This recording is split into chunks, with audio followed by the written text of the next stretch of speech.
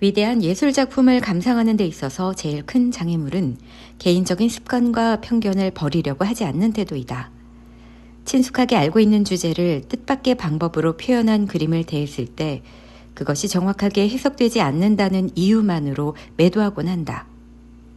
우리는 작품에 표현된 이야기를 많이 알면 알수록 그 이야기는 언제나 그랬듯이 예전과 비슷하게 표현돼야 한다는 확신에 집착하게 된다.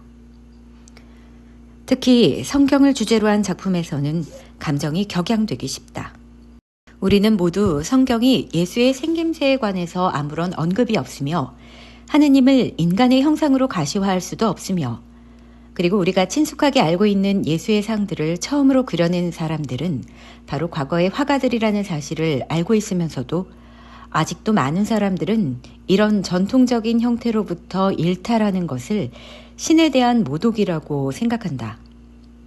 사실상 성경에 나오는 사건들을 완전히 새롭게 그려보기 위해 노력한 사람들은 대체로 대단한 정열과 주의력을 가지고 성경을 읽은 미술가들이었다. 그들은 그들이 과거에 본 모든 그림들을 잊어버리고 아기 예수가 구유에 누워있고 목동들이 아기 예수를 찬미하러 찾아오고 어부인 베드로가 복음을 전도하기 시작했을 때의 전경이 어떠했을지를 상상해 보려고 노력했다.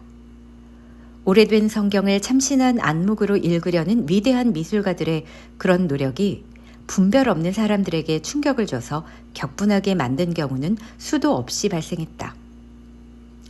이런 무리를 빚은 전형적인 예로서 카라바조를 들 수 있는데 그는 1600년경에 활동했던 대담하고 혁명적이었던 이탈리아의 화가였다. 그는 당시 로마의 한 성당 제단을 장식할 성 마테오의 그림을 위탁받았다.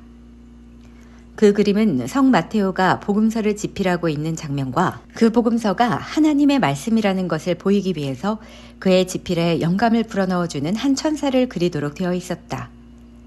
상상력이 대단히 풍부하고 타협을 모르는 젊은 화가인 카라바조는 늙고 가난한 노동자이며 단순한 셀이었던 마테오가 갑자기 앉아서 책을 쓰게 되었을 때의 광경을 생각해내느라 고심했다. 그리하여 그는 대머리에 먼지 묻은 맨발로 커다란 책을 어색하게 거머쥐고 익숙하지 않은 글을 쓴다는 긴장감 때문에 걱정스럽게 이마를 찌푸리고 있는 성 마테오를 그렸다. 그의 옆에는 방금 천상에서 내려와 마치 선생님이 어린아이에게 하듯이 노동자의 손을 공손하게 잡아 이끌고 있는 젊고 아름다운 천사를 그렸다. 카라바조가 제단 위에 걸게 되어 있는 이 그림을 성당에 납품하자 사람들은 이 작품이 성인에 대한 존경심이 결여되어 있다고 분개했다. 그 그림이 수락되지 않아 카라바조는 그림을 다시 그려야만 했다. 이번에는 그도 모험을 하지 않았다. 그는 천사와 성인이 어떻게 보여야 하는지에 관한 인습적인 관념을 엄격하게 준수했다. 그 결과로 나온 작품은 카라바조가 생생하고 흥미있게 보이도록 대단히 많은 노력을 기울였기 때문에 지금도 아주 훌륭한 그림에 속하지만 우리에게는 이 그림이 첫 번째 그림보다는 덜 정직하고 보다 불성실해 보인다. 이 이야기는 그릇된 이유 때문에 미술작품을 싫어하고 비난하는 사람들이 저지를 수 있는 피해를 보여주는 좋은 예이다. 그보다 더 중요한 것은 우리가 미술작품이라고 부르는 것들은 어떤 신비스러운 행위의 결과가 아니라 인간이 인간을 위해서 만든 물체라는 사실을 일깨워주고 있다. 그림이 액자에 끼워져서 벽에 걸리면 우리들로부터 멀어진 것처럼 보인다. 그리고 박물관에서는 의뢰에 전시된 작품을 만지는 것이 금지되어 있다. 그러나 이 작품들은 원래 손으로 만지고 다듬어서 완성된 것이며 거래의 대상이 되고 논쟁과 물의를 일으킨 대상이었다. 그리고 작품의 여러 가지 특징들 하나하나가 미술가의 결단에 의해서 생긴 결과라는 사실을 상기할 필요가 있다. 즉 화가는 그 특징들을 곰곰이 생각해보고 그것들을 여러 번 고쳤을 것이며 저 나무를 배경에 남겨둘지 아니면 다시 그릴지 여러 번 생각해 봤을지도 모르고 우연히 그은 붓획이 햇빛을 받은 구름에 예기치 않은 생동감을 주는 것을 보고 흡족해하였거나 또는 고객의 성화에 못 이겨 어떤 인물을 더 그려넣었을지도 모른다.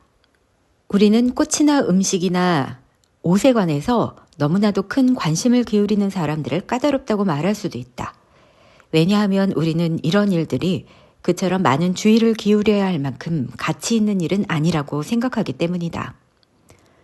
그러나 일상생활에서 바람직하지 않은 성격으로 보이기 때문에 억제되거나 감추어진 것이 미술의 세계에서는 그 자체의 가치를 발휘할 때가 많다. 형태를 배합하고 색을 배열하는 문제에 있어 미술가는 언제나 까다롭거나 아니면 극단적으로 괴팍스러워질 필요가 있다. 화가는 우리들의 눈으로 식별할 수 없는 명암과 질감의 차이를 식별할 수 있다. 더구나 그의 작업은 우리가 일상생활에서 경험할 수 있는 그런 것들보다는 훨씬 더 무한하며 복잡하다.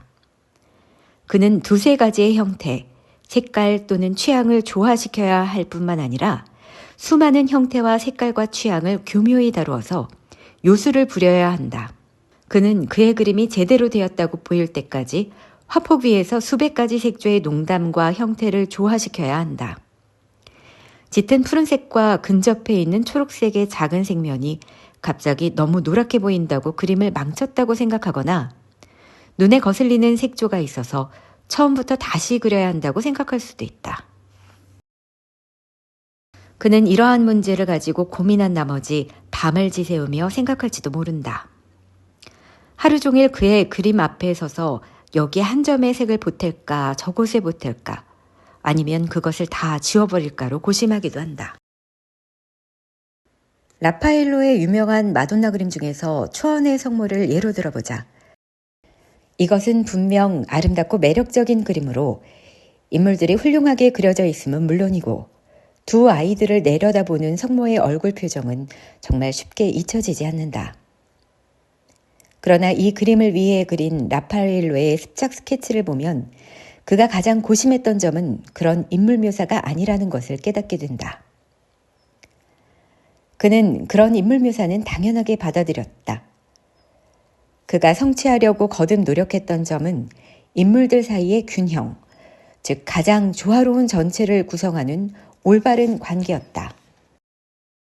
그의 스케치북에는 이러한 종류의 그림이 대여섯 장 있는데 그는 이 세 인물들을 어떻게 하면 가장 잘 조화시킬 수 있을지를 거듭해서 탐구했다. 그러나 그의 최종 작품들을 다시 보면 우리는 마침내 그가 목적을 달성했다는 사실을 알게 된다. 이 그림에서 모든 것은 제자리를 차지하고 있는 것으로 보이며 라파엘로가 노심초사한 끝에 이룩한 인물의 자세와 조화는 우리가 느낄 수 없을 정도로 자연스럽고 편안해 보인다. 그리고 바로 이 조화가 마돈나의 아름다움을 더 고조시키고 어린아이들의 귀여움을 더욱 돋보이게 하고 있다. 미술가가 올바른 균형을 이룩하기 위해서 이렇게 노력하는 것을 관찰하는 것은 대단히 흥미있는 일이지만 만약에 우리가 그에게 왜 이러저러하게 바꾸었느냐고 묻는다면 아마 그는 선뜻 대답하지 못할 것이다. 그는 어떤 고정된 규칙을 따르고 있는 것은 아니기 때문이다. 다만 그는 그가 가야 할 방향을 느낌으로 갈 뿐이다. 사실상 어떤 시기에 일부 미술가나 비평가들이 그들의 미술의 법칙을 공식화하려고 시도한 적이 있었지만 결과는 항상 같았다. 몇몇 미술가들은 이런 법칙을 적용하려고 노력했지만 아무것도 이루어내지 못한 반면에 위대한 대가들은 그런 법칙을 깨뜨리면서도 이전에는 아무도 생각조차 하지 못했던 그런 새로운 형태의 조화를 만들어낼 수 있었던 것이다.